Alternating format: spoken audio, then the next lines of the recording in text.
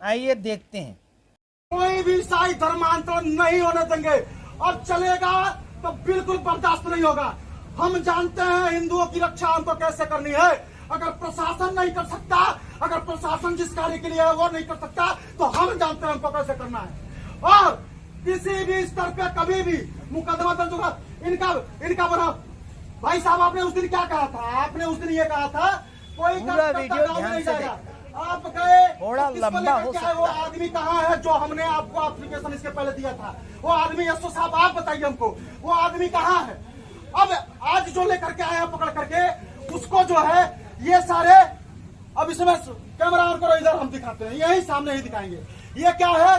पवित्र बाइबिल। आइए सर, आपको भी दिखाते हैं, आप एक वीडियो बना रहे हैं। देखिए क्या है पवित्र बाइबिल। ये कौन पकड़ के लाया? ये बजरंग दल पकड़ के लेके आया है। ठीक है, अंदर तक का वीडियो, अंदर तक जो है बाजा उजा था, कौन पकड़ के लेके आया? हम लेके आएंगे। और ये हर जगह आप लोगों के आने के बाद कुमार सिंह जी बैठी हुई थी। हर जगह जा रहे हैं, जिसके वजह से जो धर्मांतर पकड़ के लेके आया जा रहा है, जो भी हिंदू कार्यकर्ता साथ दे रहे हैं, उनको उनके पीठ पे छुरा खोपने का काम इन्होंने किया। ये देखो, ये सब कागज वहाँ पे क्या कर रहे हैं उसके परिवार में? सारा भाई ये जो है नाम, पता, जिला, समस्या, क्या समस्या आई है वो इनकी कोर्ट कचहरी उनके घर में हो रही है। ईसाइयों को पवित्र बाइबिल, ये पता नहीं क्या क्या लिखा हुआ है, ये कितने दिनों से चल रहा है। ये सब क्या है? ये सब क्या है? ये ठीक है। अब ये है बचपन का दोहरावे, बचपन को दोहरावे। क्या है ये सब ईसाई धर्मांतरण आखिर में पहुंच कहां से रहा है? जब ईसाई यहाँ नहीं है, ईसाई क्यों पहुंच रहा है? और हम प्रवीण जी आपसे पूछना चाहते हैं, भाई साहब, आपने इसके पहले जांच अच्छे से क्यों नहीं की और ये जांच अच्छे से क्यों नहीं की आपने? हम आपसे पूछना चाहते हैं। ये सारे सामान बजरंग दल खींच करके लाएगा, ये निकाल करके लेके आएगा। हम लोग जब गांव में घुसते हैं तो ये लोग कहते हैं गांव में नहीं घुस रहा है। क्यों नहीं घुस रहा है? जब पुलिस प्रशासन किसी लायक नहीं है तो हमको उठाना पड़ेगा। हम जानते हैं कि हमारा हिंदू धर्म में किस तरीके से हमको रक्षा करनी है। अब ये है, ये पवित्र बाइबिल दूसरा। लेकिन जिस दिन निकलेंगे, जिस दिन मुकदमा खत्म होगा, उसी दिन चुन चुन करके एक एक लोगों से निपटाएंगे और एक एक लोगों से निपटेंगे। और उसके जब तक सांस रहेगी, हिंदू धर्म को बर्बाद नहीं होने देंगे। जब तक सांस रहेगी। कमी क्या है? हिंदू धर्म हिंसक नहीं है, यही चीज है। जाकर के क्या कहा जा रहा है? सदन में खुलेआम कहा जा रहा है कि हिंदू धर्म हिंसक नहीं, हिंसक है, हिंसक है। पूरे पुलिस प्रशासन से, पूरे सीएम योगी आदित्यनाथ से और जितने भी हिंदुत्ववादी नेता हैं उनसे हम कहना चाहते हैं, अगर आज हम नहीं रोके तो पूरा देश बर्बाद होगा और काटे जाएंगे सारे हिंदू, कटेंगे। जिस तरीके से 1947 में हुआ, जिस तरीके से वहां कश्मीर में हुआ, वही स्थिति होगी। और यही प्रशासन खड़े होकर के तमाशा देखेंगे और यही वीडियो बनाएंगे। आज हम लोग कहना चाहते हैं, यह पवित्र बाइबिल है कहां से? हम पूछना चाहते हैं पुलिस प्रशासन से। आप बताइए प्रवीण जी, आया कहां से? इसका जवाब दीजिए।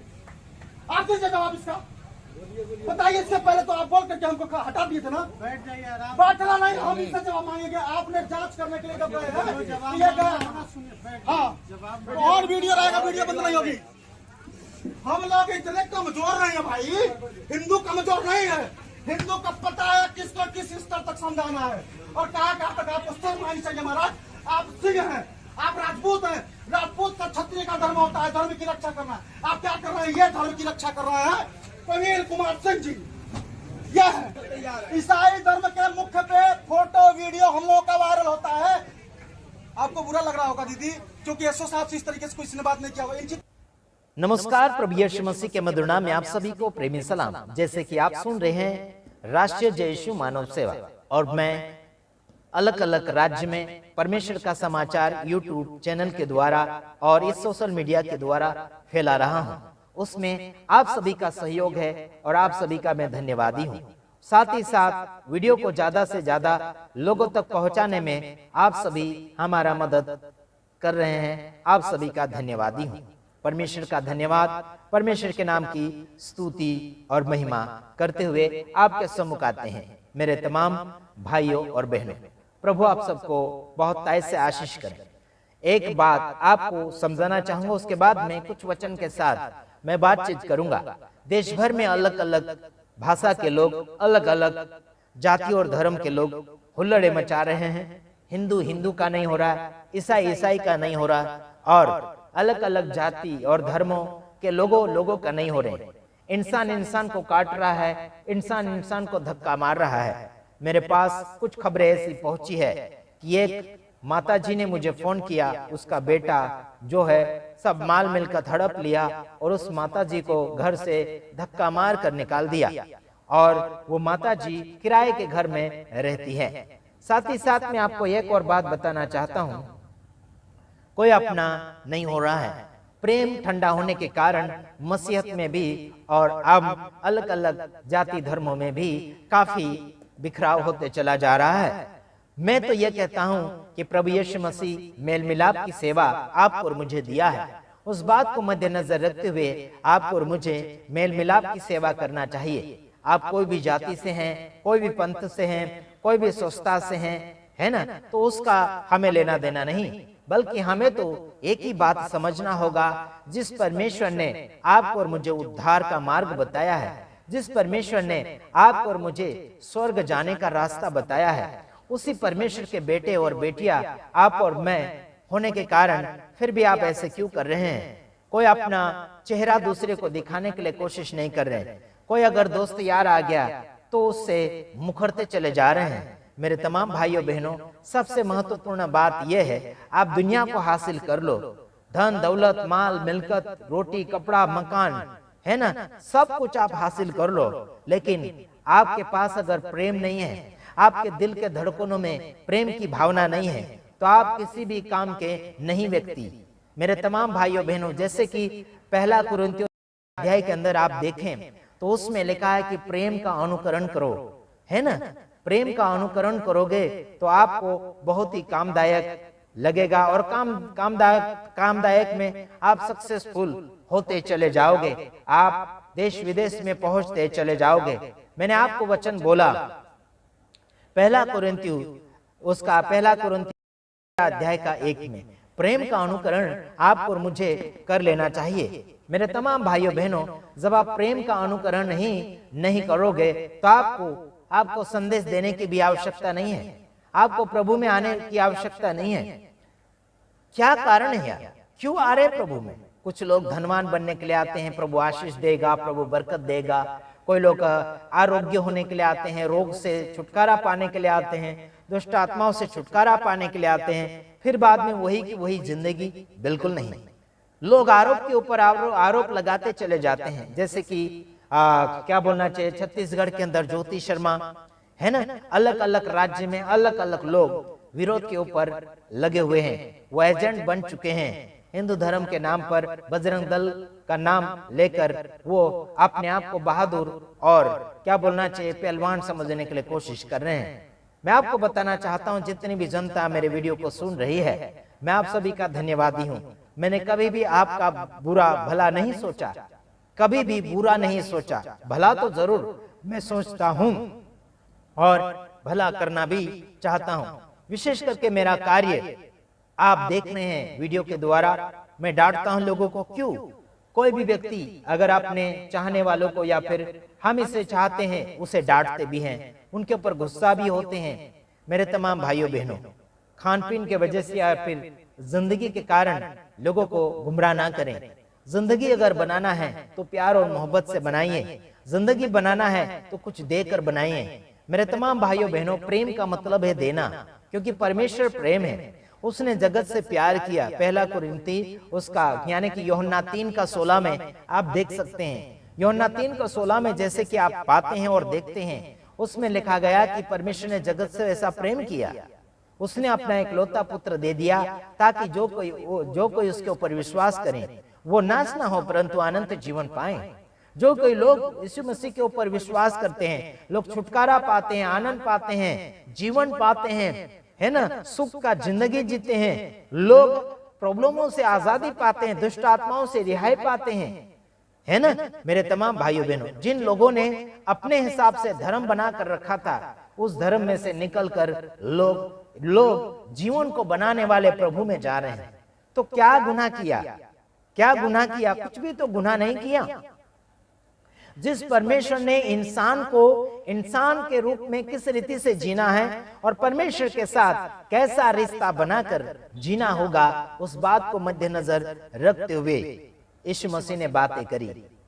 मैं आपको बताना चाहता हूं, कोई भी अदालत में अगर आप जाते हैं, वहां पर हिंदू धर्म की एक किताब निकाली जाती है ना, और उस किताब के ऊपर हाथ रखा जाता है। वो रामायण रखते हैं या फिर गीता रखते हैं या कोई, है ना, तो उस किताब को लाते हैं और उसके ऊपर हाथ रखाया जाता है। वहां पर कहलाते हैं, बोलने के लिए बोलते हैं कि जो कुछ कहूंगा सच कहूंगा, सच के अलावा कुछ नहीं कहूंगा करके ऐसे कसमें खाते हैं। लेकिन हम कसमें नहीं खाते हैं, हम जो भी कहते हैं, जो कहना है वो कह देते हैं, चाहे सच हो चाहे झूठ हो, उसका पर्दाफाश हम कर देते हैं। किसी को मद्देनजर में, यानी कि किसी को बीच में बिचवाई नहीं रखते हैं। सीधा सच बोलना है, जो झूठ है उसे झूठ बोलना है, जो सही है उसे सही बोलना है, जो झूठ है तो झूठ है, सही है तो सही है, उस बात को मद्देनजर रखना चाहिए। आजकल लोगों ने धार्मिक किताबों को मजाक बनाकर रखा है, धार्मिक किताबों का कसमें खाया करते हैं। मेरे तमाम भाइयों बहनों, धार्मिक किताबें कसमें खाने के लिए नहीं है ना, वादे निभाने के लिए हैं, उसकी बातें निभाने के लिए हैं। कहां लिखा है कि तुम कसम खाओ? मेरे तमाम भाइयों बहनों, बाइबल में तो लिखा ही नहीं है कसम खाने के लिए। नया नियम के अंदर तो जो कहते हैं वो करो, हाँ में हाँ करो, हाँ तो हाँ, ना तो ना। पुराने नियम में ऐसा लिखा गया है वादा, कुछ जगह मन्नतें लिखी गई है ना, उसका ही शब्द अनुवाद करके दूसरी भाषा में अगर देखें तो कसमें कहा जाता है। लेकिन प्रभु यीशु मसीह ने कठिन शब्द को सरल शब्द बनाकर रख दिए। वादा किया तो वादा निभाओ, है ना, गद्दार मत बनो, ठीक है। जबान को इस्तेमाल कर लिया है तो जबान को ईमानदार बनाओ, जबान को लुढ़कड़ाओ मत, जबान को झूठा मत बनाओ। जबान को क्या बोलना चाहिए कि सही इस्तेमाल करने के लिए बोलो, सही इस्तेमाल, जबान से सही बोलने के लिए जबान को इस्तेमाल करो।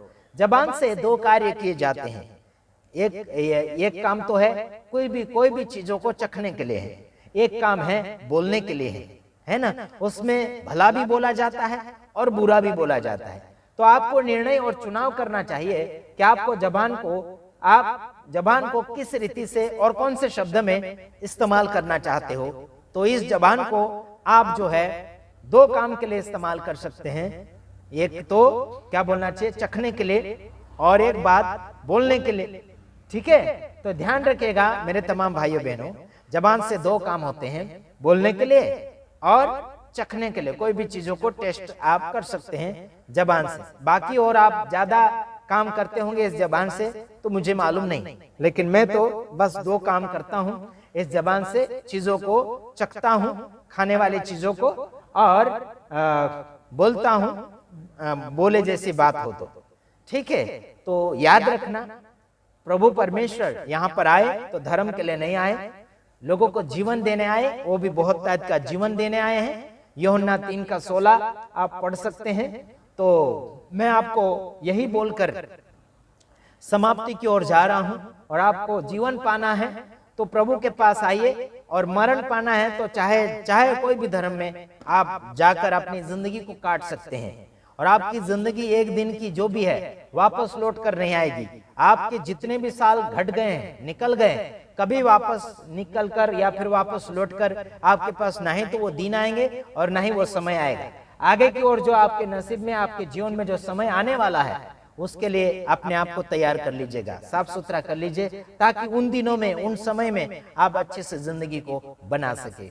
तो ठीक है, मुबारक, प्रभु आप सबको आशीष करें। और धर्म परिवर्तन के आरोप लगाने वाले और बाइबल को ना समझने वाले, ठीक है, ध्यान से पढ़िए बाइबल को और ध्यान से आगे की ओर बढ़िए। आपके पास बड़े चर्च है, बड़ा मंदिर है, कोई मायने नहीं रखता है, बड़ी सभा है, बड़ा लोग आते चर्च में, बड़ी अच्छी आराधना होती, पवित्र आत्मा बड़ा अच्छा चमत्कार करता होगा, या फिर क्या बोलना चाहिए कि आपका कलीसिया में बहुत बड़े बड़े अचंभे के कार्य होते होंगे, आपके सभा में आप लोगों के मनों को जांच लेते होंगे, कोई काम का नहीं, यही का यही रह जाएगा। लेकिन जीवन को नहीं सुधारा है तो आपका कोई भविष्यवाणी काम नहीं देगा, आपका कोई खाना पीना काम नहीं देगा, आपका नौकरी धंधा कपड़ा लट्ठा कोई काम का नहीं है। आत्मा को अगर आप सुरक्षा नहीं दे रहे हैं, आत्मा की अगर आप सेफ्टी नहीं कर रहे हैं, तो आप चाहे कितना भी सोना चांदी ले लो, सिर से लेकर एड़ी तक सोना चांदी से आप एकदम पूरा भर जाओ, कोई काम का नहीं। हमारे पास कोई प्रकार का सोना चांदी नहीं है, हेलो, नहीं है, और हमें चाहिए भी नहीं। समझ रहे कि नहीं समझ? मुझे तो बिल्कुल पसंद नहीं है, चाहिए ही नहीं मुझे सोना चांदी, मुझे बिल्कुल नहीं चाहिए, है ना। देखो, धन दौलत के लालची लोगों, सावधान हो जाओ। और काफी विरोध में ऐसा आरोप लगाया जाता है कि मसीह लोग लोभन देते, लालच देते हैं, इसलिए लोगों को कन्वर्ट कर लेते। देखिए भाई, हम कैसे कन्वर्ट करेंगे? अरे हम खुद प्रभु यीशु मसीह को मानते हैं और लोगों को सिखाते हैं कि ये प्रभु ऐसा ऐसा है, तो दौड़े चले आते लोग, उनको जाके बोलो, है ना।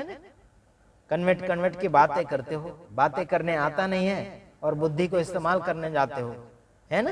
तो पहले पढ़ो, लिखो, समझो, कौन सी बात बोलना है, क्या नहीं बोलना, वो देखो और समझो। ठीक है, गॉड ब्लेस यू। प्रभु आप सबको आशीष करें। आमीन।